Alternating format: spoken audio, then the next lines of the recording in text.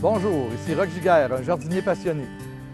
Bienvenue à cette capsule de passionjardin.tv. Alors aujourd'hui, nous allons faire un petit jardin d'herbes.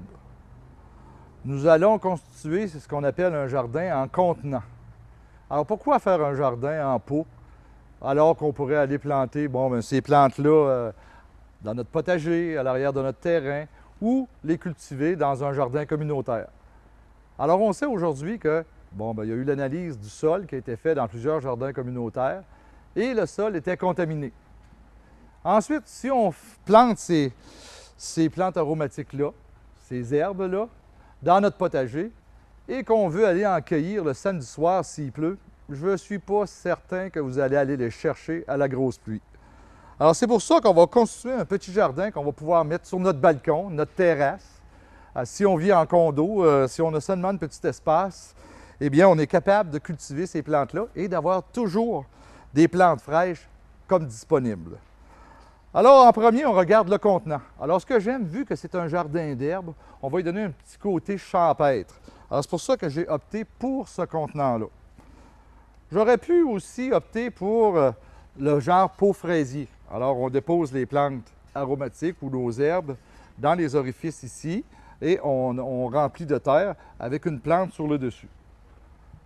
J'aurais pu aussi opter pour une petite manne de pommes, alors ici, qui a un contenant plastifié à l'intérieur. Toujours s'assurer de creuser des trous pour permettre le drainage lors de l'arrosage. J'ai aussi ici un petit contenant en bambou qui aurait bien pu servir pour mettre à peu près 2 herbes ou 3 herbes, suivant ce qu'on veut. Alors voici, j'ai choisi celui-ci. On va faire maintenant une petite composition là. Même si ce ne sont pas des plantes à fleurs, on peut quand même faire des compositions, des associations. Alors ici, je vais prendre mon basilic. Alors le basilic est une belle plante qu'on sert pour le pesto. Très, très, très parfumé aussi. Alors je vais prendre la ciboulette, que tout le monde connaît, alors qui fait des belles fleurs et qu'on peut aller couper de temps en temps pour faire notre cuisine, pour nos plats. J'ai ce persil ici, regardez le beau feuillage, qui contraste avec le vert du basilic. Alors même si on a tout du vert, on s'aperçoit qu'il y a quand même un contraste de feuillage et de forme. Et ici, j'ai un petit géranium parfumé. Alors, il faut froisser le feuillage. Alors, on a une bonne odeur citronnée que je vais mettre dans le coin ici. Et en avant, pour faire ma plante retombante sur mon pot, j'ai une menthe panachée retombante. Alors, si on sait que la menthe, c'est une plante envahissante, alors ici, dans le pot, je n'ai aucun problème. Alors, je les retire. Maintenant, je le sais, je vais faire ma plantation. Alors, bien entendu, un petit coup sur mon pot pour décoller la motte. Alors, on voit encore beaucoup de racines, toujours, comme je dis, un petit peu le dépeigner.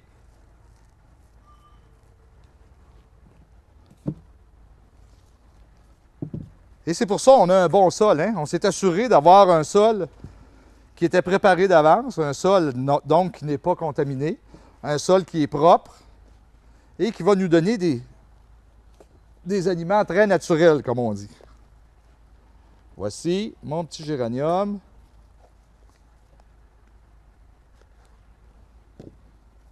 Dans le pot ici. On peut se servir aussi de compost à ce moment-ci dans ces petits jardins-là. Les composts qui sont des fertilisants organiques, donc qui vont garder le côté naturel de ma culture. Oh, ici, vous voyez, j'ai un contenant qui a été longtemps. Alors là, on voit vraiment une plante que les racines, si on ne le peigne pas, les racines vont faire le tour de la plante et vont l'étrangler. Alors, bien important de dépeigner ces racines-là. Alors, on va la mettre ici. Et notre petite menthe.